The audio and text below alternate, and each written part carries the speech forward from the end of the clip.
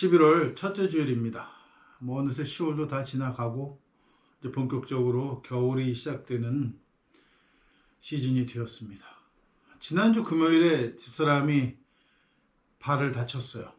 마루에서 마당으로 내려가는데 좀 턱이 있는데 발을 헛디는 바람에 넘어져서 힘줄이 파열됐답니다. 그래서 반기부스를 했더니 목발을 짚어야 되는 형편이 된 거죠. 목발이 또 너무 여기 아파해서 어떻게 하나 고민하고 있었는데 다행히 한 번 어머님 다리 수술할 때 쓰셨던 보행기가 있었어요. 그래서 그 보행기를 빌려서 보행기를 쓰니까 좀 훨씬 편하긴 한데 그래도 발을 못 쓰니까 뭐 엄청 불편하죠. 근데 성격이 워낙 깔끔한 성격이라 뭐 집안일 남을 시키질 못해요. 설거지조차도. 그러니까 막 그 아픈 다리 끌고 본인이 해야 되니까 제가 옆에 붙어서 뭐 제가 하는 일을 그냥 보조해 주는 건데 열심히 보조를 하다 보니까 집안일이 만만치 않더라고요. 이게 뭐 하루 세끼 밥도 해야 되죠, 빨래도 해야 되지, 집안 청소도 해야 되지, 뭐 화장실도 가끔 청소해야 되지, 이런 거 하다 보니까 아침 먹으면 점심 준비해야 되고 점심 먹고 나면 뭐 집안 좀 하다 보면 저녁 준비할 때고 저녁 준비하고 설거지하고 치우면 잘 때고 이렇게 엄청 일이 많습니다. 그래서 이번 기회에 전업주부로 가정에서 일하시는 분들에게 박수를 보내드리고 수고하신다는 말씀을 전해드리고 싶습니다.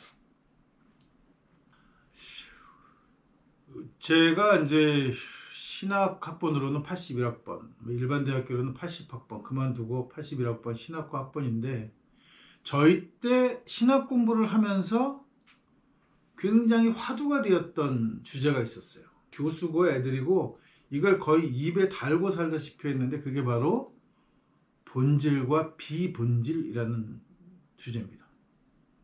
이걸 가지고 뭐가 중요하다, 뭐는 그냥 뭐 껍데기다, 뭐 이런 식으로 엄청난 논쟁들을 하면서 자기네들이 굉장히 본질적인 것을 지키고 본질적인 것을 믿고 있다라는 착각을 만들게 된 거죠.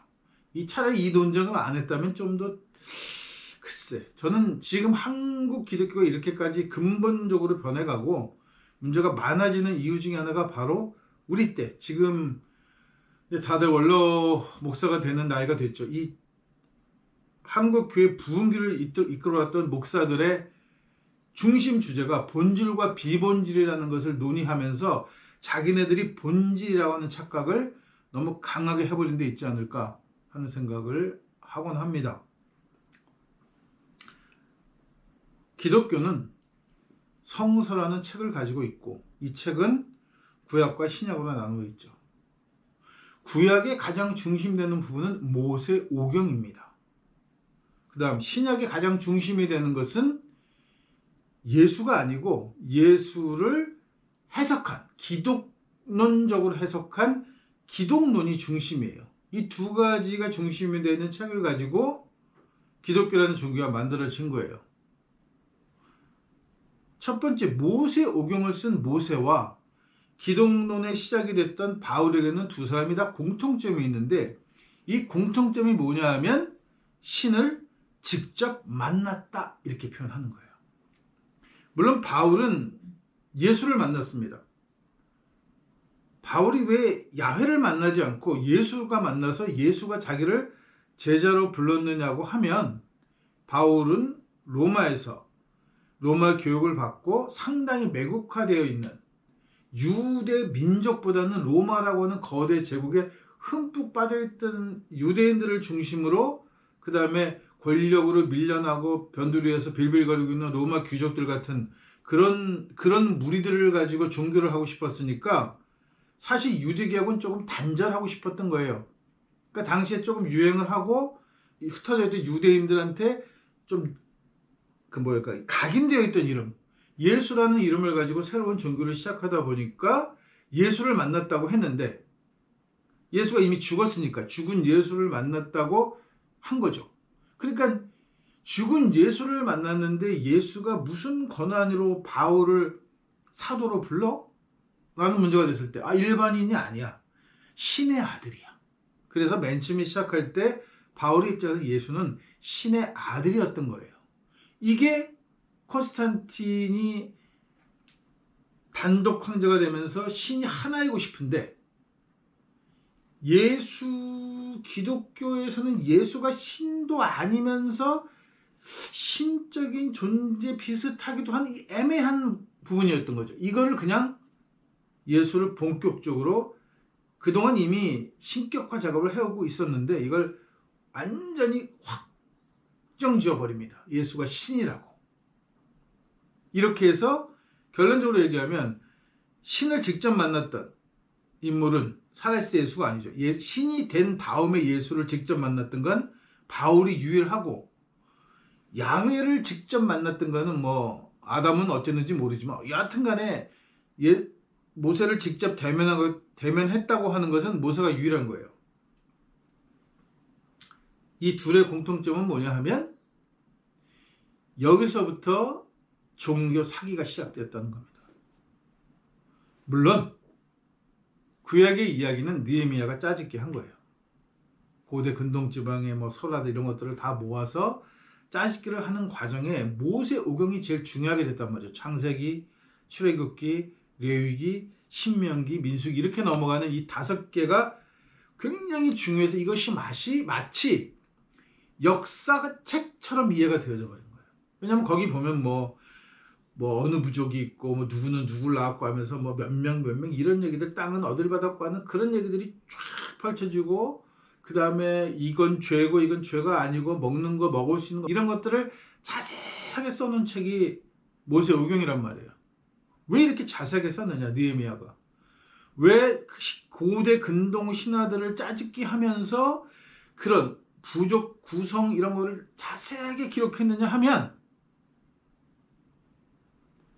당시 노예로 와 있던 근동 지방에서 잡혀와서 노예 생활을 하던, 바벨론에서 건축 노예였던 자들을 모아서 하나의 민족을 만들려고 하다 보니까 명분이 있고 정당성이 있어야 하는 거예요. 그리고 또 예루살렘 총독으로 돌아가서 그 지역을 지배할 때 그냥 바벨로니아는 거대 권력으로 땅을 빼앗을 수 있지만 그래도 거기에 빼앗는 게 아니고 원래 내 거니까 되찾는 거야 라고 하는 명분을 갖기 위해서 부족 이야기도 만들고 땅도 받았다는 이야기들을 만들어가지고 당연히 내 땅이야 라고 하는 거죠. 그러니까 원래 있던 사람들을 사마리아인, 이방인과 피가 섞인 더러운 민족 이렇게 밀어내고, 그래서 너희 땅이 될 수가 없어, 이 땅은 내가 받은 땅이야 라고 하는 당위성을 주장하기 위해서 그런 이야기를 꾸며낸 거죠. 그러니까 지금도 이스라엘이 2차 대전 후에 팔레스타인에서 나라를 세워놓고 같은 논리를 가지고 팔레스타인 사람들을 핍박하는 거예요. 자기 땅이라고 하는 거죠. 그래서 바울과 모세가 얼추 비슷한 류의 사기를 치는데, 이게 뭐냐 하면 모세가 야훼를 만났더니 머리에서 빛이 나가지고 차마 쳐다보지도 못했고, 야훼를 만난 뒤로 머리에서 막 광채가 나가지고 그 광채를, 그러니까 너무 심해서 사람들이 보면 눈이 부시니까 수건으로 덮었다라고 하는 종교쇼를 한 거란 말이죠. 바울도 예수를 만났더니 내가 눈에 뭐가 생겨갖고 뭐 각질이 생겨갖고 앞이 못 봤다는 동일한 이야기를 해요.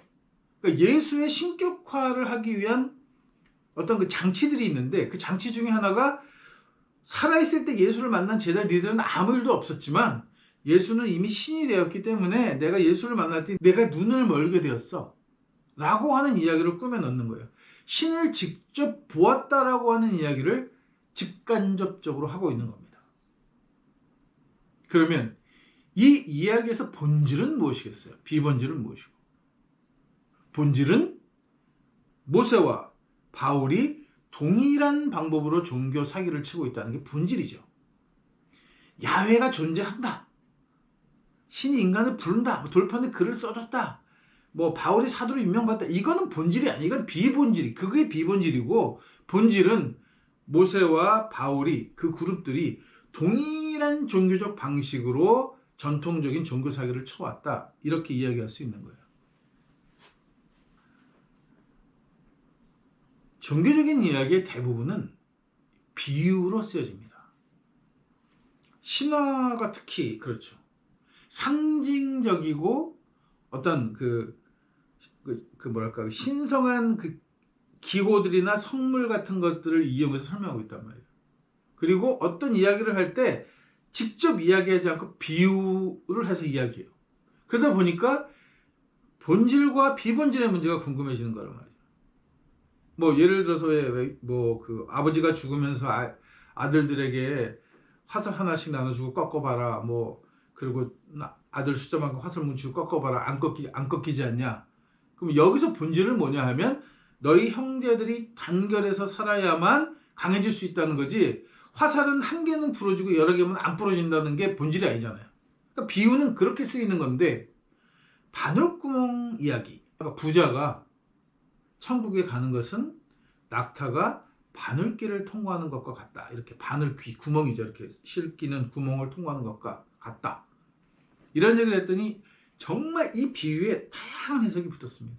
뭐 실제로는 바늘구멍이 아니다. 뭐 그래서 부자는 천국에 가네 못 가네. 뭐 요새 돌아서는 뭐 바늘구멍에다 이걸 렌즈 효과를 이렇게 이용해서 뒤에다 상을 맺히게 하면 저쪽에 있는 낙타가 이쪽이 비춰지면서 통과할 수 있다. 뭐 이런 류의 잡다한 이야기를 하게 된 이유가 뭐냐 하면 바늘 구멍을 진짜 바늘 귀를 진짜 바늘이라고 생각했기 때문인 거예요.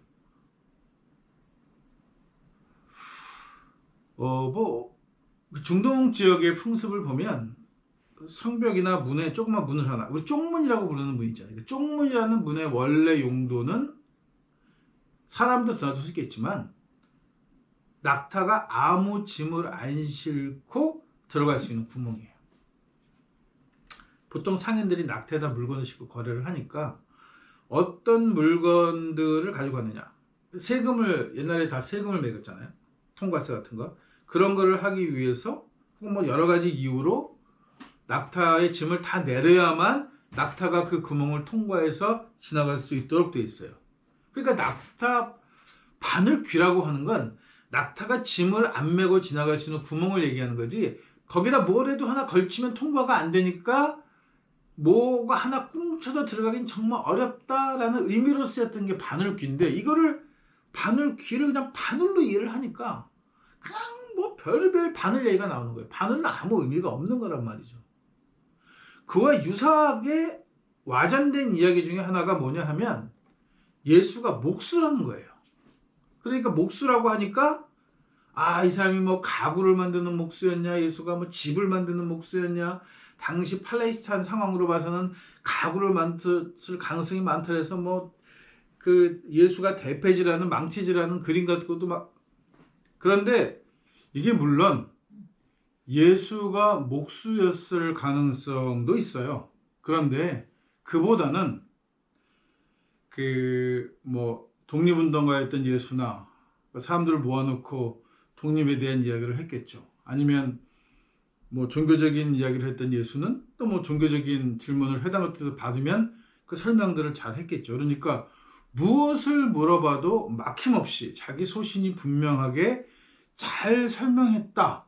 그래서 그 사람 참 목수 같아, 솜씨 좋은 목수 같아 라는 의미로도 쓰인다는 거예요.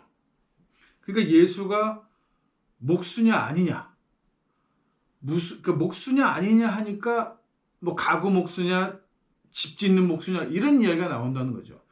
본질과 비본질이 무엇인지를 깊이 생각하고 또 그것을 이해하고 또 그걸 구별하는 건 굉장히 중요한 거예요. 그런데 이게 엉뚱하게 본질과 비본질을 구별하게 되면 결국은 정말 쓸데없는 이야기를 하고 쓸데없는 고집이 생기고, 나이가 들어서 혹은 시간이 흐르면 흐를수록 그 고집이 완전히 고착화되어서 현재 한국 교회 같은 근본주의에 완전히 쩔어가지고 문자적으로 해석해서 무엇이 평등이고 무엇이 차별인지조차도 구별하지 못하는 바보가 되어버린다는 말씀입니다.